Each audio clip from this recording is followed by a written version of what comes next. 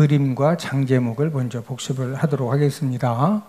이 고린도전서 첫 번째 큰 그림은 성령의 불그림을 그렸는데, 이 고린도 교회는 무엇이 많았던 교회다? 성령 은사가 많았던 교회다. 또 중앙에 십자가를 크게 그렸는데, 이 고린도 교회는 무슨 복음으로 세워진 교회다? 십자가 복음으로 세워진 교회다. 그래서 중앙에 십자가를 그렸고, 고린도전서 1장은 장제목이 분쟁 책망, 바울, 아볼로, 게바, 그리스도 바로 나누어져서 분쟁하고 있는 그런 교회를 책망하시는 그런 내용이고, 2장은 지혜. 지혜는 하나님의 지혜와 사람의 지혜가 소개가 되어졌는데, 하나님의 지혜는 십자가 복음을 통해서 영혼 구원하는 것이 하나님의 지혜고, 사람의 지혜는 뭐라고 그랬죠? 철학적인 지식, 세상 지식으로 전도하는 것이 사람 지혜다. 사람 지혜로 전도하면은 전도 열매가 있다 없다? 없다. 자, 3장은 교회 터 예수님. 이 지구상의 모든 교회는 누구 터 위에 세워졌다? 예수님 터 위에 세워졌다. 4장은 판교 금지. 교회 공동체 내에서 다른 사람이 하는 그런 일들에 대해서 뭐 하지 마라? 판단하지 마라. 또 교만한 말과 행동을 하면 된다 안 된다? 안 된다.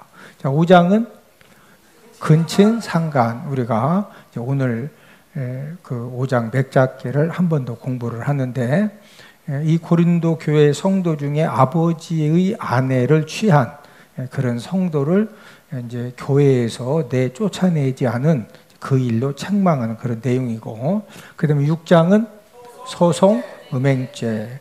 교회 안에 성도들 간에 어떤 다툼의 문제가 생겨졌을 때 교회 안에서 해결을 해야 된다. 왜 그런 문제를 이제 세상 법정에 가지고 가느냐.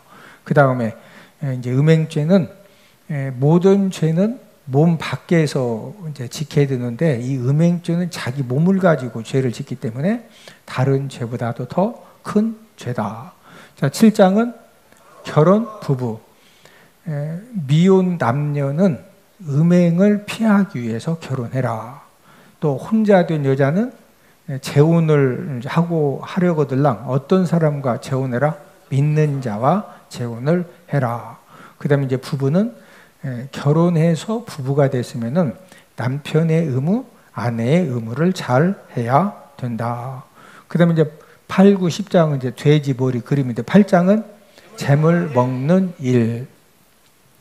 우상 재물 고기를 먹는다고 해서 지옥 가는 건 아니다. 그러나 사도 바울이 나는 우상 재물 고기를 영원히 먹지 않고 형제를 실족시키지 이제 않겠다.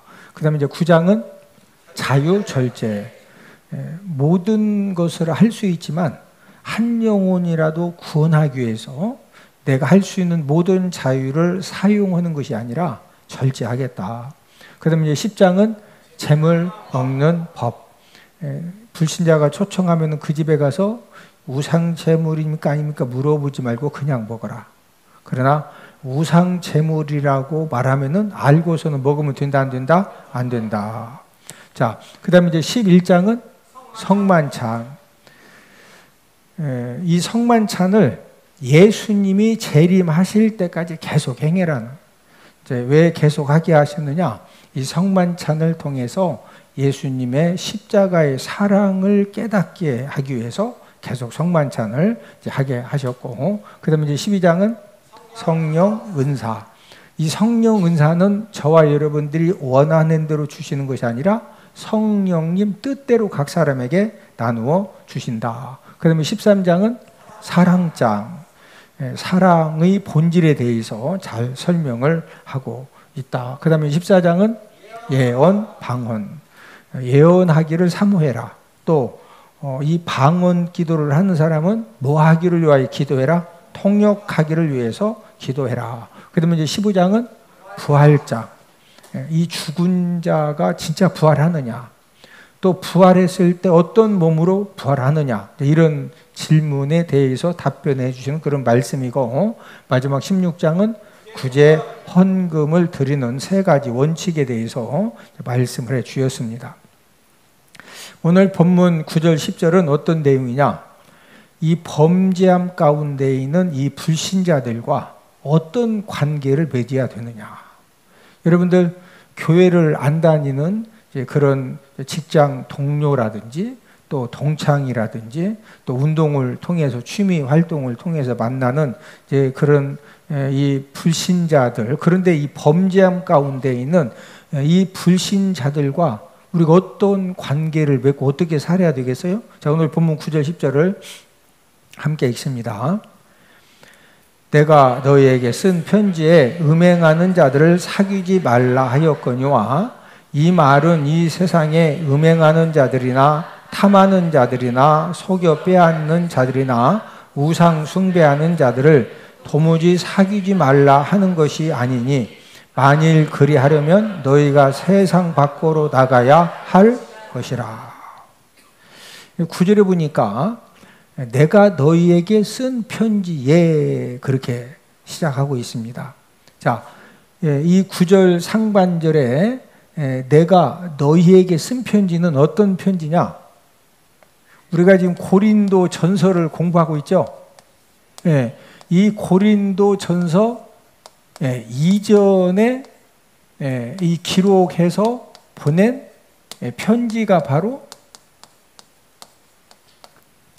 지금 9절에 내가 너에게 쓴 편지에 이 고린도 전서 이 서신을 보내기 전에 그 전에 이 편지를 한 번 더 보냈는데 그 편지는 현재 존재하지 않습니다.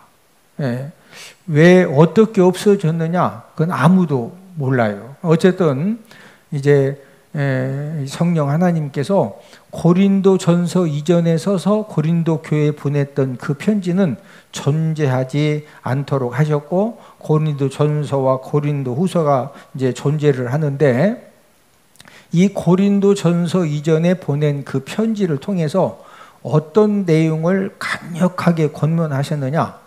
음행하는 자들을 사귀지 말라. 뭐 하는 자들을 사귀지 말라? 특별히 이 음행하는 자들하고 이 사귀지 말아라.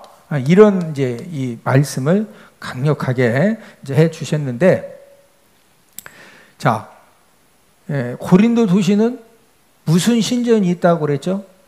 아프로디테 신전이 있어가지고 창녀들을 몇 명씩 둔다? 1000명씩. 그러다 보니까 이 고린도 도시에 하나님을 경외하지 않는 남자들은 안 간다? 많이 간다?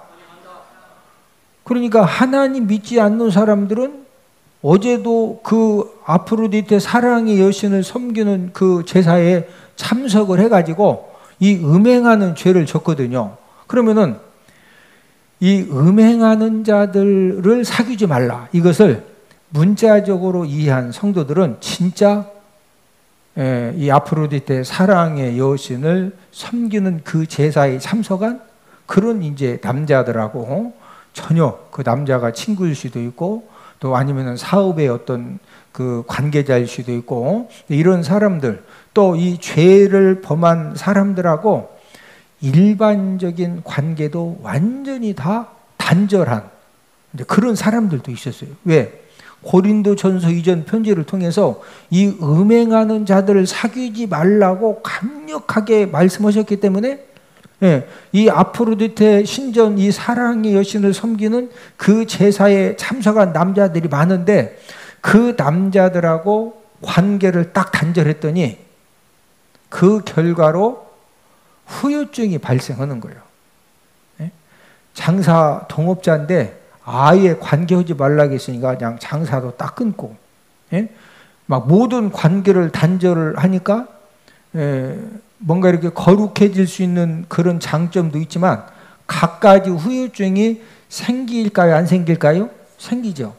그러다 보니까 이제 이 문자적으로 이해해가지고 음행한 자들 아프로디테 신전 사랑의 여신을 섬기는 그 제사에 누가 참석하나 봐가지고 거기에 참석한 그런 이제 사람들하고는 아예 그냥 관계를 딱 끊었더니 여러 가지 문제가 생기니까 이제 이 말씀대로 순종하다가 이거 아닌 것 같은데 하고서 이제 반발하는 그런 성도도 생기고 실족하는 성도도 생기고 그것 때문에 여러 가지 어려움을 당하는 성도도 생기고 그래서 오늘 본문 10절에서는 이 음행한 자들 또 다른 죄를 이 범하는 그런 이 사람들과 어떻게 지내야 되느냐 이것을 본문 10절에서 말씀을 해주는데 오늘 본문 10절을 한 번 더 읽습니다. 시작. 이 말은 이 세상에 음행하는 자들이나 탐하는 자들이나 속여 빼앗는 자들이나 우상 숭배하는 자들을 도무지 사귀지 말라 하는 것이 아니니 만일 그리하려면 너희가 세상 밖으로 나가야 할 것이라. 자, 지금 이 도무지 사귀지 말라 이런 말씀을 음행하는 자들, 탐하는 자를, 속여 빼앗는 자, 우상 숭배하는 자들 여러 가지 죄 짓는 사람들하고 도무지 사귀지 말라고 이렇게 문자적으로 해석을 하면은 이 세상에 저와 여러분들이 살 곳이 있을까요? 없을까요? 이 세상에 우리가 살 곳이 없어요. 태평동에 가도 저기 유천동에 가도 저기 유성 반석동에 가도 이런 죄 짓는 사람 많죠? 그러면은 이런 사람들하고 도저히 사귀지 않고 만나지 않으려면 우리가 이제 보따리 싸가지고 산속으로 들어가야 돼. 산속 들어가서 또 산속에 있는데 또 산속에 들어온 사람이 또 그냥 막 죄 짓네. 그러면 더 깊은 산속으로 들어가야 돼. 자, 지금 10절 중반절에 도무지 사귀지 말라. 이 사귀다라고 하는 헬라 원어가 쉬나나믹 뉴미라는 그런 이제 헬라 원어가 쓰여 있는데 이 쉬나나믹 뉴미 이 사귀다는 섞다, 혼합하다. 자, 이 사귀다는 이 헬라 원어의 뜻은 섞다. 그 다음에 혼합하다. 도무지 사귀지 말라는 말은 섞지 말아라, 혼합하지 말아라. 그런 이제 의미가 되겠습니다. 이 사귀지 말라는 의미는 이 섞일 만큼 혼합될 만큼 친밀한 교제를 하지 마라. 만나지 말라, 친밀한 교제를 하지 말라. 자, 만나는 것하고 친밀한 교제하는 거하고는 다르죠? 이 도무지 10절 중반절에 도무지 사귀지 말라 하는 것이 아니니 이 도무지 사귀지 말라 이 말은 서로 만나지도 말라 이런 이제 이 말씀이 아니고 친밀한 교제 막 섞이고 혼합될 만큼 친밀한 교제를 하지 말아라 그런 말씀입니다. 만약에 이 도무지 사귀지 말라 이 말씀을 문자적으로 적용하면은요 이제 추석 우리가 이제 명절을 맞이해서 실제적으로 우리들의 삶 가운데 불신 가족들하고 이제 큰 문제가 생겨지죠. 불신 가족들. 지금 10절 중반절에 이제 음행하는 자들, 탐하는 자들, 속여 빼앗는 자들, 그 다음에 뭐 하는 자들? 우상 숭배하는 자들. 뭐 하는 자들? 우상 숭배하는 자들 도무지 뭐 하지 말라? 사귀지 말라. 그러면은 하나님을 믿지 않는 그런 이 가족들은 추석 때 되면은 추석에 뭐 하죠? 성묘도 가고 그 다음에 또 제사도 드리죠. 그러면은 도무지 사귀지 말라고 했으니까 우상 이 제사 드리는 것은 우상 숭배라고 그랬죠. 그러면은 예수 믿는 형제들이 지금 아직 구원받지 못한 형제들 또 가족들 부모님이 제사 드리기 때문에 아예 그냥 사귀지 말라고 했으니까 나는 이 제사 드리는 거 도저히 내가 용납이 안 되니까 아예 그냥 명절 추석 명절에 형제들 모이는데 가지도 안 해. 아니면 미리 갔다가 그냥 온다든지. 이런 건 여러분들 어떻게 생각을 하세요? 믿지 않는, 제가 이제 농촌에서 24년 목회를 하면서 하나님을 믿지 않는 사람들은 추석에 정성껏 조상님들에게 제사를 드리고, 또 기일이 되면은 이 제사 드리는 거에 하나님 믿지 않는 사람들은 목숨 걸고 생명 걸고 지극정성으로 이제 차례를 드리고 제사를 드리는데, 예수님 믿는 형제들이 그 제사에 참석하지 않으면은요, 그 참석하지 않는 그것 때문에 그 가족들에게, 하나님을 믿지 않는 가족들에게는요, 이게 엄청난 이제 이제 사건이 되어지는데, 이제 왜 그렇게 형제들 간에 제사 드리는 문제로 갈등을 하느냐? 우리는 제사에 참석해서 절을 하고 제사 음식을 먹으면 된다, 안 된다? 안 된다. 근데 하나님을 믿지 않는 사람들은 제사를 왜 드리느냐? 조상신을 섬기는 겁니다. 무슨 신을 섬긴다? 예, 이 조상, 좋은 말로 조상신이고, 그냥 이 조상 귀신을 섬기는 거예요. 뭐 섬긴다? 조상 귀신. 그래서 이 조상신을 섬기는 일에 만약에 둘째가 참석 안 했다. 그러면요, 형님하고 동생들 입장에서는 지금 우리 가족들이 잘 되자고 지극정성으로 조상신을 섬기는데 참석을 안 했다고 하는 것은 조상신에게 불효하는 거고, 또 이 조상신에게 우리가 복받자고 잘 섬기려고 하는데 참석 안 해가지고 이 초치는 일, 방해하는 일, 회방하는 일로 오해를 해요. 예. 그래서 이 하나님을 믿지 않는 사람들은 이 조상신을 잘 섬기지 않으면 조상신이 노해가지고, 올해 추석에 제사 막 호박떡이 설계 제사 드린 것 때문에 조상신이 노했다. 그러면 다음 추석 맞이해서 막 조상신에게 감동될 만큼 이 제사를 잘 드리지 않으면 그 전까지는 조상신이 노해서 모든 자손들이 하는 일마다 잘 안 된다고 그 사람들은 그렇게 믿어요. 예. 그래서 이 불신 가족들은 제사에 불참하는 우리 하나님 믿는 자녀들에 대해서 우리는 신앙 때문에 참석을 안 하는 거예요. 우리가 돌아가신 부모님, 할아버지, 할머니를 존경하지 않는 것도 아니고 사랑하지 않는 것도 아니고, 우리는 무엇 때문에 참석 안 한다? 신앙의 문제 때문에. 그러나 불신 가족들은 조상신의 도움을 통해서 축복받느냐, 아니면 조상신이 노해가지고 화를 당하느냐, 축복받느냐 화를 당하느냐.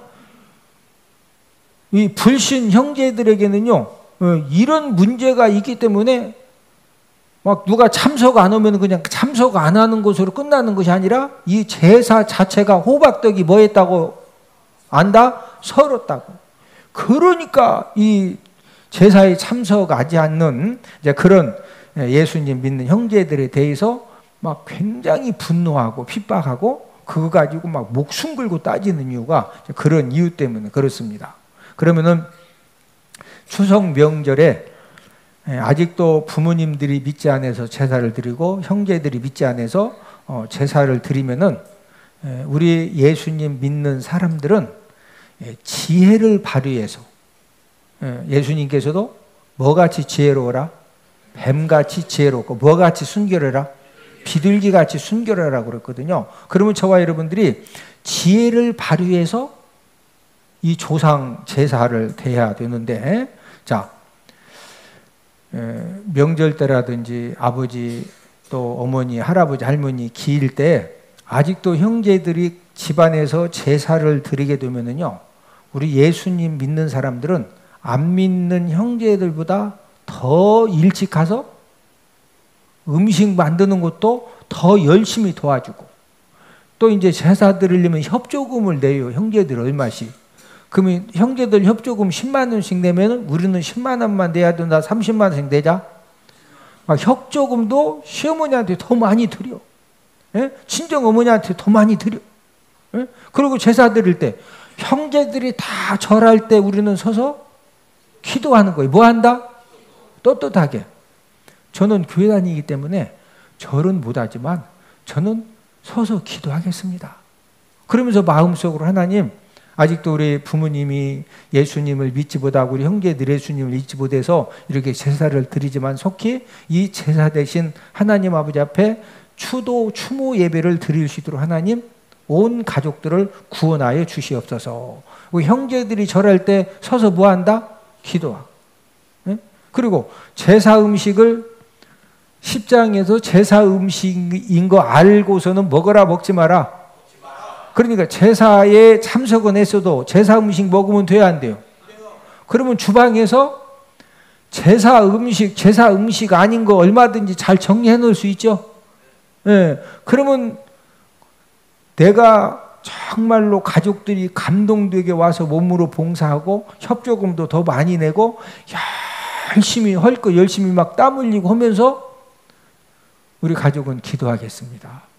우리 가족은 제사상이 올라간 것은 먹지 말라고 해서 우리는 이 음식을 먹겠습니다. 이쁘게 말을 하면 지금 이미 막 열심히 몸으로 봉사하고 협조금도 더 많이 내고 열심히 겸손하게 섬기고 그러니까 형제들이 다 감동받으면은 그거 가지고 시비한다 안 한다?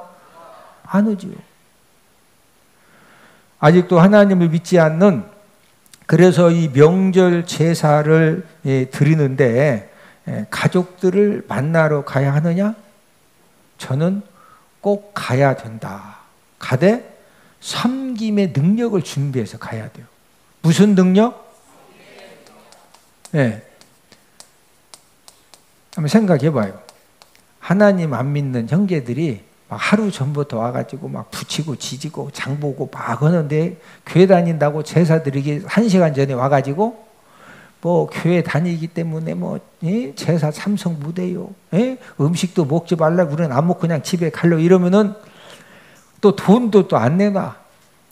이러면은 부모님들이 볼 때 교회 다니는 자녀들하고 안 다니는 자녀들이 훨씬 막 와서 음식도 열심히 만들고 돈도 더 내놓고, 근데 교회 다니는 자녀는 늦게 와서 돈도 안 내놓고 밥도 먹고 후딱. 그러면 부모 입장에서 열 받아 안 받아? 열 받죠. 또 다른 형제들도 열 받아 안 받아? 받죠. 예. 그러니까 이 섬김의 능력 가지고 가야 돼. 무슨 능력? 이 섬김의 능력. 다 땀 흘려서 준비하고 협조금도 더 많이 내고 그러면서 모든 관계를, 이게 바로 이제 삶의 전도입니다. 무슨 전도? 평소에 형제들 보기에 눈의 가시처럼 아주 하는 것마다 막 얄밉게 해. 그러고는 11월 달 추수감사절에 전 교인 전도 초청 잔치니까 아버지 어머니 막 교회 한 번만 가자고 하면은 어머니 아버지가 교회 갈 마음이 있다. 꿍시렁대고 안 나오신다? 이해되시죠? 자, 그러면서 11절에서는 어떤 말씀을 해주셨느냐? 이 범죄함 가운데 있는 이 믿음의 형제들, 같은 믿음의 형제인데 같은 대전원복회 성도님들인데 범죄함 가운데 있어요. 그러면 이 범죄함 가운데 있는 믿음의 형제를 어떻게 대해야 되느냐? 자, 우리 11절을 함께 읽습니다. 11절 시작. 이제 내가 너에게 쓴 것은 만일 어떤 형제라 일컫는 자가 음행하거나 탐욕을 부리거나 우상 숭배를 하거나 모욕하거나 술 취하거나 속여 빼앗거든 사귀지도 말고 그런 자와는 함께 먹지도 말라 함이라. 자, 이제 내가 너에게 쓴 것은 만일 어떤 형제라 일컫는 자, 같은 믿음의 형제를 말하는 겁니다. 같은 교회 성도가 음행죄를 져요. 또 탐욕을 부리고 우상 숭배를 하고 또 모욕을 하고 또 막 술 취해 가끔 한 잔씩 하고 속여 빼앗거든 뭐 하지 말고? 지금 이런 믿음의 형제들에 대해서는 뭐 하지도 말고 사귀지도 말고 그 다음에 함께 뭐 하지도 말라? 함께 먹지도 말라네. 함께 먹지도. 자, 이제 뭐 여기에서 쉽게 이제 음행, 탐욕, 우상 숭배, 모욕, 술 취하고 이제 속여 빼앗고, 여기 이제 우리 쉽게 적용할 수 있는 것은 이제 음행죄 짓는 거, 또 술 취하는 거, 이것을 우리가 쉽게 적용을 해볼 수가 있는데, 굉장히 교회에서 친하게 지내는 이제 성도가 술 한 잔 산다고 그냥 오늘 헌신 예배 드리고 막 내가 진짜 한 잔 사겠다고 예를 드는 거예요. 그런 사람 없죠. 막 한 잔 산다고, 그것도 막 누움사롱이 가서 한 잔 산대야. 누움사롱이 가서 법인 카드를 어차피 써야 되는데 누움사롱이 가서 한 잔 산대. 그러면 그런 사람하고는 뭐 하지도 말라, 사귀지도 말라, 함께 뭐 하지도 말라. 뭐 예배 드릴 때 서로 목장 모임하고 뭐 서로 이런 건 다 해도 돼요. 그런데 결정적으로 누움사롱이 가서 한 잔 산다고 하면은 그런 일에는 함께 가면 된다, 안 된다? 네. 왜 범죄하는 성도들과 서로 믿음의 식구들이니까 이제 서로 이렇게 좋게 지내라고 하지. 하나님께서 이 범죄하는 이 성도들에 대해서는 엄격하게 뭐 하지도 말고 사귀지도 말고 뭐 하지도 말고 먹지도 말라. 이 사귀지도 말라는 것은 깊은 교제를 하지 마라. 또 함께 눈사람 가서 한 잔 대접한다고 하면 그 마시러 가야 된다, 안 간다, 가면 안 된다? 말씀, 어려운 말씀 아니죠? 자, 왜 범죄하는 성도들과 친밀한 교제를 금지하셨을까? 우리 6절을 함께 읽습니다. 6절 시작. 너희가 자랑하는 것이 옳지 아니하도다. 적은 누룩이 온 덩어리에 퍼지는 것을 알지 못하느냐. 왜 이 형제들 중에 범죄하는 이 성도들과 이 친밀한 교제를 철저하게 아예 그냥 사귀지도 말고 함께 먹지도 마라, 함께 마시지도 마라. 왜 그러느냐? 지금 6절에 보면은 적은 누룩이지만 그 적은 누룩이 온 덩어리에 딱 들어가면은 적은 누룩이 그대로 있다, 온 덩어리에 다 퍼진다. 온 덩어리에 다 퍼져서 이 전체를 전부 다 이 죄악으로 이 전염시키는 그런 안 좋은 역사가 일어나기 때문에, 그래서 아주 하나님께서 확실하게 이래 이 죄 짓는 음행죄, 술 취함, 또 여러 가지 죄 짓는 이런 것들이 확실하면은 뭐 하지도 마라, 사귀지도 마라, 또 함께 뭐 하지도 마라, 먹지도 말라. 고린도에는 무슨 신전이 있었다? 아프로디테 신전이 있었다. 그래서 사랑의 여신을 일주일에 한 번씩 이렇게 이제 숭배를 하면은 신전 창녀 1000명이면은요, 그때 당시에 2000년 전에 고린도 도시 인구가 그렇게 많지 않았기 때문에 신전 창녀가 1000명이 있었다. 어마무지한 숫자입니다. 그런 제사에 참석해서 이 음행죄를 짓는 사람들에 대해서는 뭐 하지 말라? 사귀지도 말아라. 그 사귀지 말라고 하는 것이 만나지도 말라는 것이 아니라 친밀한 교제를 하지 마라. 뭐 하지 마라? 친밀한 교제. 친밀한 교제를 하면 영적으로 뭐 당한다? 오염을 당한다. 그래서 마지막 13절에서 근친 상간 죄를 짓는 성도를 쫓아내라, 출교시켜라, 이렇게 마지막 결론에 말씀을 주신 겁니다. 자, 우리 13절을 함께 읽습니다. 시작. 밖에 있는 사람들은 하나님이 심판하시려니와 이 악한 사람은 너희 중에서 내쫓으라. 자, 교회 밖에서 음행죄를 짓고 근친 상간 죄를 짓고 여러 가지 죄 짓는 사람들은 누가 심판하신다? 하나님이. 그러나 교회 공동체 내에 있으면서 이 근친 상간 죄를 짓는 이 악한 사람은 누가 쫓아내야 된다? 교회에서 쫓아내라 이거예요. 누가 쫓아내라?